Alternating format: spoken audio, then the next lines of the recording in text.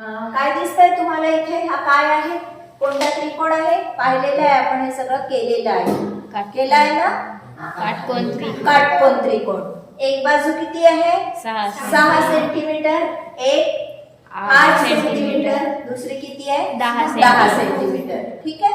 आणि त्या प्रत्येक बाजूवर एक अशा प्रकारचे आपण 3 चौरस काढले आहे. जिथे ज्या बाजू 8 आहे तिथे 8 सेंटीमीटरचा चौरस काढला. 8 सेंटीमीटरचा चौरस काढला. इथे बाजू 6 आहे, किती सेंटीमीटरचा चौरस काढला? पूर्ण 6 सेंटीमीटरचा. ही बाजू 10 सेंटीमीटर आहे, तर कोणता किती सेंटीमीटरचा चौरस काढला? 10. ठीक आहे. त्याचा आपण एरिया काढला, क्षेत्रफळ काढलं. किती आलं इथे? 6 सेंटीमीटर जिथे आहे त्याचं किती आलं आहे? 36. हे एकूण चौकटी किती आहेत ह्या? 36. हे छोटे छोटे जे चौरस आहे 1 सेंटीमीटरचे, असे किती आले चौकटी मिळाले आपल्याला? 36.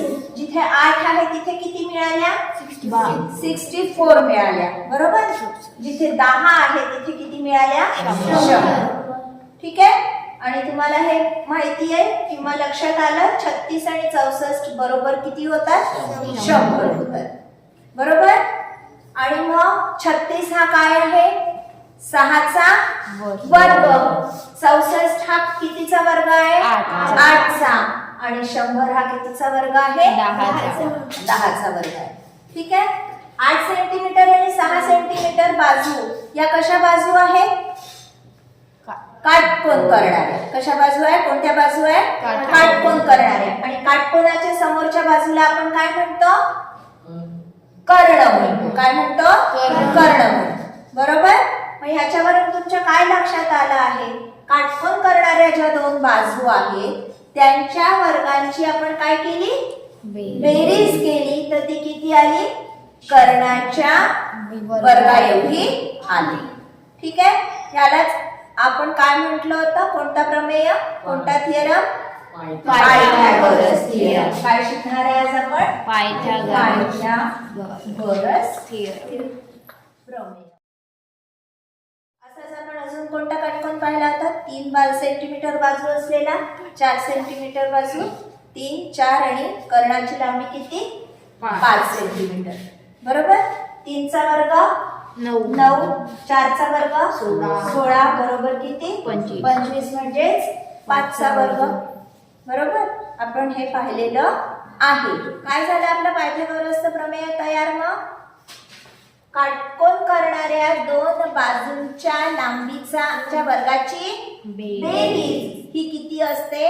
कर्णाच्या वर्गा एवढी असते. बरोबर. जर तुम्हाला एखाद्या त्रिकोणाच्या 3 बाजूंची लांबी दिलेली आहे, तुम्हाला विचारलं असेल की तो त्रिकोण काटकोन आहे का, तर काय करून पाहिजे? आपण ज्या छोट्या बाजू आहेत त्यांच्या वर्गांची बेरीज करून पाहिजे. ती तिसऱ्या बाजूच्या वर्गा एवढी येते आहे का? पाहिलं आपण हे. ठीक. आता समजा ह्याचे दुप्पट करत जाऊ. प्रत्येक ह्याच्यात 3 ची दुप्पट 6, 4 ची दुप्पट 8, 5 ची दुप्पट आहे. ह्याची पण बेरीज तितकीच. 6च्या वर्गाची 8च्या वर्गाची बेरीज 10च्या वर्गा एवढी येते आहे. आता ह्याची 3 पट करून पाहू. 3 त्रिक 4 त्रिक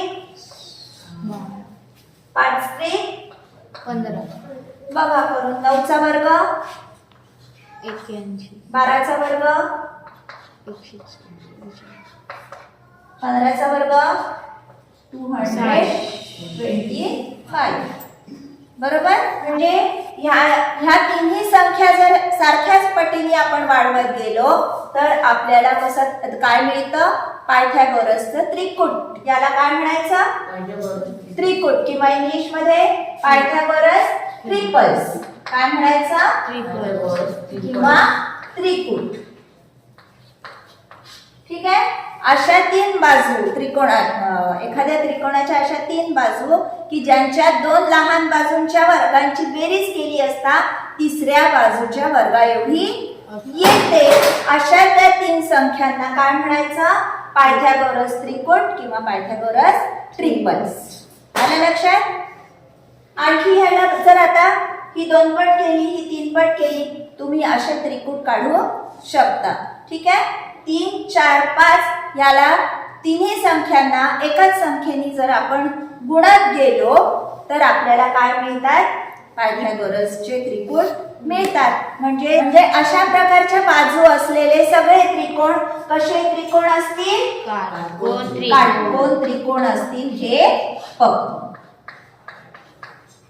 ठीक आहे. पायथागोरस थिअरम हा कशावर आहे? काटकोन त्रिकोणावरच आहे. आलं लक्षात? झोपेतून उठूनही जरी विचारलं तुम्हाला पायथागोरस थिअरम म्हटलं की आधी डोक्यात काय आलं पाहिजे? काटकोन त्रिकोण आला पाहिजे. हे काय आहे आपलं? हे पक्क माहिती आहे आपल्याला पायथागोरसचं त्रिकोण आहे. कारण 2 बाजूंच्या लांबीच्या वर्गाची बेरीज ही तिसऱ्या बाजूच्या वर्गा एवढी येते आहे. काय लक्षात येतं तुम्हाला? 4 पेक्षा ही एकनी कमी आहे आणि हे एकनी जास्ती आहे. ठीक आहे. आता समजा तुम्हाला आपल्याला समजा पायथागोरसचे त्रिकूट काढायचे आहे. काय करू आपण? ही जी मधली संख्या आहे ह्याला 2 ने गुण 4 दुने 8. परत या संख्येला 2 ने गुणू किती आलं? 16. काय केलं आपण? मधली जी संख्या आहे त्याला 2 ने गुणलं, परत त्या संख्येला 2 ने गुणलं. ठीक आहे. ही आली आपली पहिली संख्या. आता काय करायचं? दुसरी संख्या काढायला या 16 तून 1 वजा करायचा. किती आले? 15. आणि 1 अधिक करायचा. किती आलं? 17. 8चा वर्ग 64. 15चा वर्ग 225. आता 17चा वर्ग एवढा आहे की नाही बघू आपण. 6 2 8. 17चा वर्ग आहे 289. ठीक आहे. आलं लक्षात? आता समजा याला 3 ने गुणू. किती ने गुणू? 3. इथे लिहून ठेवू आपण. कोणतं मिळालं आपल्याला त्रिकोण? 8 15 आणि 17. मधली संख्या घेऊ काय? 4. इथे किती ने गुणलं आपण? 2 ने. आता 3 ने गुणून बघा. 4 3 12. ही आली आपली पहिली संख्या. परत 12ला 3 ने गुणा. किती आहे? 12 3 36. आता या 36 मधून 1 वजा करा आणि 36 मध्ये 1 मिळवा. किती आलं? 36 मधून 1 वजा केली 35. 36 मध्ये 1 मिळवलं. किती आलं? 37. ठीक आहे. 12चा वर्ग 144. 35चा 1225. 225. करा बेरीज. 37चा किती आहे? 1369. बघा बेरीज करून. 5 आणि 4 9. 4 आणि 2 6. 2 आणि 1 3 आणि 1. आलं लक्षात? आता असंच तुम्ही स्वतः करून पाहायचं. आता 4ला किती ने गुणाल? 2 ने झाला 3 ने झाला. आता किती ने गुणून पाहायचं? 4. पहिली संख्या 16. परत 16 4 ने. किती आलं? 64. पहिली संख्या किती मिळाली आपल्याला? 16. दुसरी काय मिळणार? 64 मधून 1 वजा केली 63. 1 वाढवली 65. करून बघा. परत 5 ने गुणून. असंच करत जायचं. तुम्ही असे कमीत कमी 5 त्रिकूट तुम्ही काढू शकता. ठीक आहे. समजलं पायथागोरसचं त्रिकूट तयार कसं करायचं? काय मिळालं आपल्याला? आता हे बाजूचा वर्ग अधिक बाजूचा वर्ग बरोबर कर्णाचा वर्ग. वर्ग अधिक बाजूचा वर्ग. किती बाजूचा वर्ग होईल मग? 2 बाजूचा वर्ग. 2 गुणिला बाजूचा वर्ग बरोबर. म्हणजे काय? कर्णाचा वर्ग. ठीक आहे. मग आता नुसतं बाजूचा वर्ग काय येईल? हा 2 काय होईल? इकडे गेल्यावर भागीला होईल. भागीला 2 बरोबर आहे. याला आपण असं लिहू शकतो 1/2 कर्णाचा वर्ग. ठीक आहे. आणि बाजूचा वर्ग काय असतो? बाजूचा वर्ग म्हणजेच काय? त्या चौरसाचं क्षेत्रफळ. चौरसाचं क्षेत्रफळ कसं काढतो आपण? बाजूचा वर्ग. Side square. Area of square किती? साइडचा वर्ग. बरोबर. मग आता चौरसाचं क्षेत्रफळ आपल्याला जर बाजू माहिती नाही आहे, कर्ण दिलेला आहे. काय दिलेला आहे? कर्णाची लांबी दिलेली आहे, बाजूची लांबी दिलेली नाही आहे. तर आपण कसं काढणार चौरसाचं क्षेत्रफळ? बघा, बाजूचा वर्ग. एक बाजू असताना तर आपण बाजूचा वर्ग काढू शकतो. ठीक आहे. पण आपल्याला बाजूचा वर्ग म्हणजे काय मिळालेला आहे? 1/2 गुणिला कर्णाचा वर्ग. ठीक आहे. म्हणजे जर आपल्याला बाजू दिलेली नाही आहे आणि कर्ण दिलेला आहे, कर्णाची लांबी दिलेली आहे. कर्ण म्हणजे कोणता? हायपोटेनियस. स्क्वेअरचा जर हायपोटेनियसची लांबी आपल्याला दिलेली आहे तर आपण कोणता सूत्र वापरणार? चौरसाचं क्षेत्रफळ एरिया ऑफ स्क्वेअर काढायला half into diagonal square.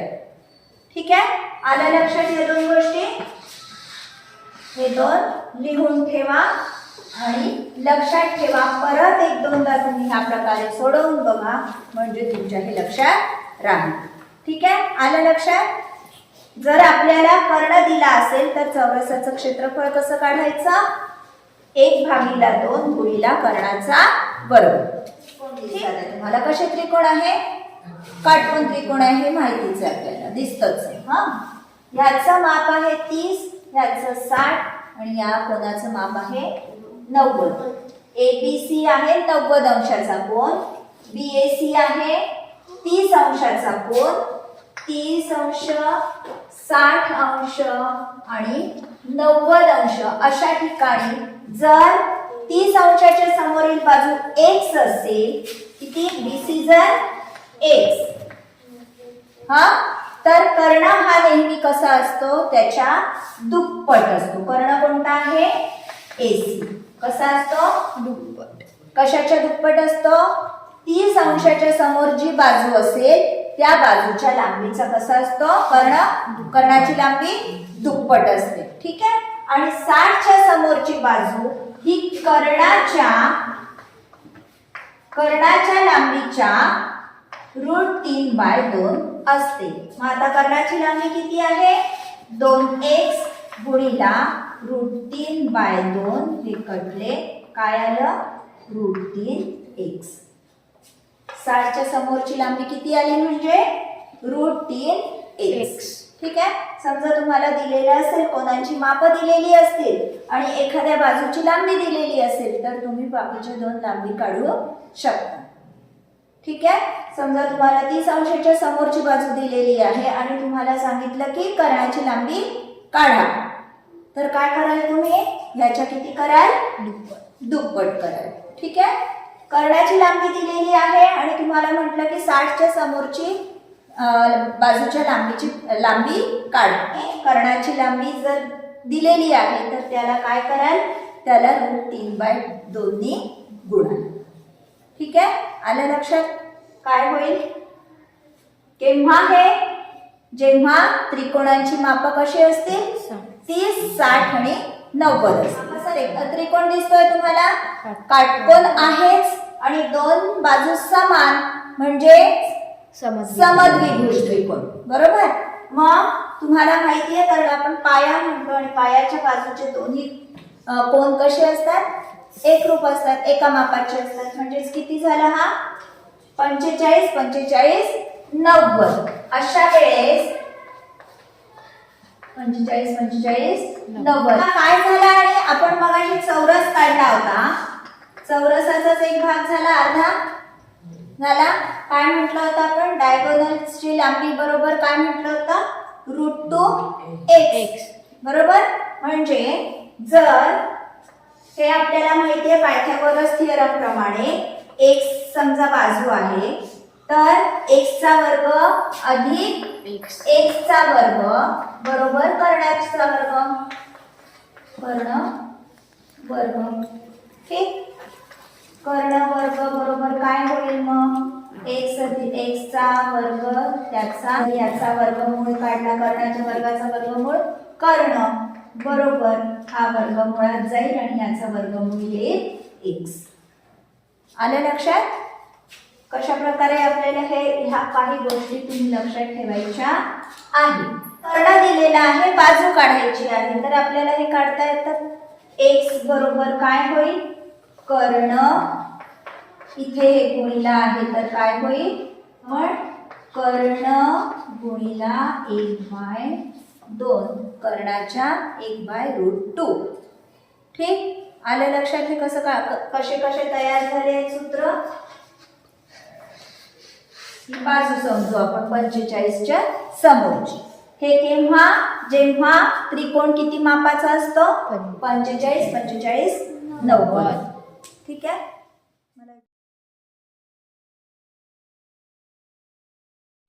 Video आवडल्यास नक्की लाईक, शेअर आणि कमेंट करा.